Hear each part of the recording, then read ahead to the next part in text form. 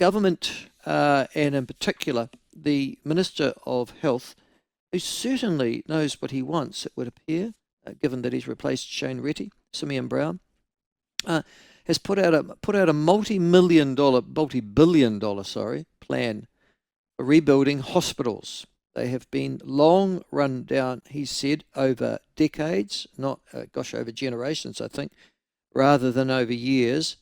And $20 billion worth of funding is required to restore them to something that would approximate a first world health service. There are a number of hospitals and hospital facilities in New Zealand that are in significant and severe states of disrepair. There are others where they need to be upgraded to meet the standard of their community. And then there are other areas, to be perfectly honest with you, mine's one of them, where they're simply missing full stop, and we'd like to have an infrastructure to repair, but we don't have the infrastructure to start with. It is a bit of a mess, but yesterday the government acknowledged that it's a mess, at least in the construction side of things, and they've mapped out this 10-year plan with construction carrying on in actual fact beyond 2035. In stage 1, emergency departments will feature the most heavily. 4 of the 10 hospitals will get emergency department upgrades. They are Middlemore, the Hawke's Bay Hospital at Hastings and Wellington, or expansion, which is Tauranga at this stage. And then there's also planning for a new hospital in South Auckland, expanding the existing Middlemore, and then 10 other hospitals are going to get their inpatient blocks expanded or renewed.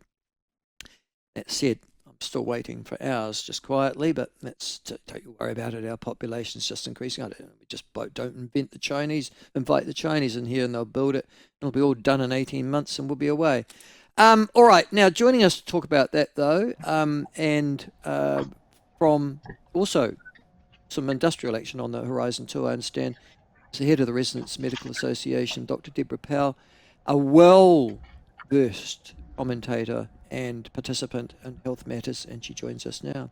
Deborah, lovely to have you on. Thanks so much for joining us. Yeah, thank you, Michael. First of all, before I come back to this, listen, just before I sat down, I read something. Is there industrial action being planned for junior doctors or something at the moment? Not resident doctors. The senior doctors, the consultant specialists, they have voted to take industrial action on the 1st of May, so that's pending. And the other group taking strike action this coming week are our corporate laboratory scientists and technicians who are fighting to address the 30% pay gap between themselves and the Te Whara Ora equivalents. So that's up this week. There's always, it's nurses, sometimes it is the junior doctors. The problem always seems to be the same, isn't it? We're not paid enough. Have I got it in one? Yeah, you have. We are a low-wage economy generally in New Zealand. I think that's been acknowledged. This particular problem with the laboratory workers is that within Te Whara Ora, they have been keeping up with cost of living adjustments, and they've also had a pay equity settlement. The corporates have not passed that on, and so we've got this 30% pay gap, and of course that's seen people leaving the corporate laboratory sector, and our workforce is becoming unsustainable. With the SMOs, they haven't had a significant pay rise. They've had no pay equity uplift, and their cost of living adjustments have been around the 1 to 2% for quite a few years now, and they've just got so far behind. One of the arguments they are correctly putting forward is that the relativity with resident doctors has slipped so much because the resident doctors have continued to secure pay rises. So I don't quite. I sat on a district health board for 3 terms. SMO is senior medical officers and resident medical. Can you just explain to our listeners, please, the difference between those two? Okay, so your resident doctors are those that come out of medical school and do about 13 years before they become vocationally trained as a surgeon or a paediatrician or a GP or a specialist. Those guys that have done that additional training, so over and above medical school, and now are specialists, so are the surgeons or the physicians, they are the SMOs or consultants. Right. So why would, just explain this to me, because I'm assuming that SMOs are relatively well paid in comparison. What's the average salary for an SMO in New Zealand? It would be it used to be about 225 or something like that. Is it gone up, or is it still hovering around the same? It's still hovering around the same. They start at about 150, and yeah, it's around the 225. They get to a cap, and then they just get stuck, which is also a bit of a problem. But they just haven't kept pace with cost of living. Obviously, the difficulty with the Australian labour market, we don't expect to be paid the same as Australia, but when it starts attracting people away in large numbers, which it has been, then we've got to do something to address that.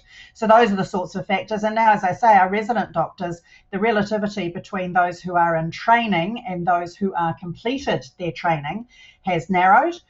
And so from the residents' point of view, they're looking at the SMOs going, well, why stay? And so from our perspective as resident doctors, we need that problem fixed as well, because we do want to stay and work in New Zealand. No, But if that pay gap gets so I have wide, to say it though, just gets... yeah, but it's incredibly frustrating. This is it called the Mecca still, where you have all these relativities within the public health sector. It's poorly understood, I think, by the general public, Deborah, that if one person gets a pay rise over there, that a whole series of unrelated folk now are affected and want relativity as well. I mean, it's I sort of don't like agree with whack-a-mole that. stuff, I isn't mean, it? yeah, no. If our physiotherapists have recruitment to retention problems or expanding their scopes of practice as they are at the moment, and so get more pay to recognise that, that doesn't mean to say that radiographers should get that. They're totally different labour market. With the doctors, of course, the resident doctors become the specialists. They become the SMOs. They're the same workforce. They're just in two groups.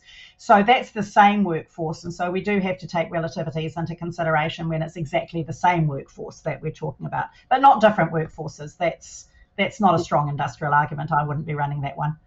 When I was in Wanganui, and as I said on the District Health Board, I'm struggling to remember any New Zealand trained specialists we had employed in as specialists. I think there's one. Most we were completely reliant upon South Africa and Sri Lanka. In actual fact, I think most of our residents came from. Most of our senior SMOs came from. Is that still the case in New Zealand? Are we utterly still reliant, Deborah, upon migrants coming into this country? Yeah, we are. About 45% of our doctors come from overseas. And until we get a decision on a third medical school or whatever we're going to do, we won't seriously address that problem, because we need to produce more doctors in order to resolve our reliance on overseas trained doctors. And of course, the overseas trained doctor component, I mean, we welcome them here, but Medical Council data shows clearly that we only keep about 20% of them after 2 or 3 years. So there's very high churn with our overseas trained doctors, whereas our New Zealand qualified doctors, about 80% of them stay permanently. So yeah, we've still got some loss of the New Zealand ones, but so you're saying that when they come into this country and they stay and what, they head off somewhere else like Australia or the UK, or where they're going to be better paid? Largely, yeah. So they get registered here, and of course, and then that's a stepping stone to Australia or the UK or America. So yeah, we've got high churn of the overseas trained doctor market, and yeah, the only way to settle down that labour market is to produce more medical students. So, talking about infrastructure and $20 billion, it's a great deal of money. It's a lot less to set up a new medical school. And so we're still waiting for that decision out of this government. Okay. Now, and that's what I wanted to talk to you about, which is the 20 billion.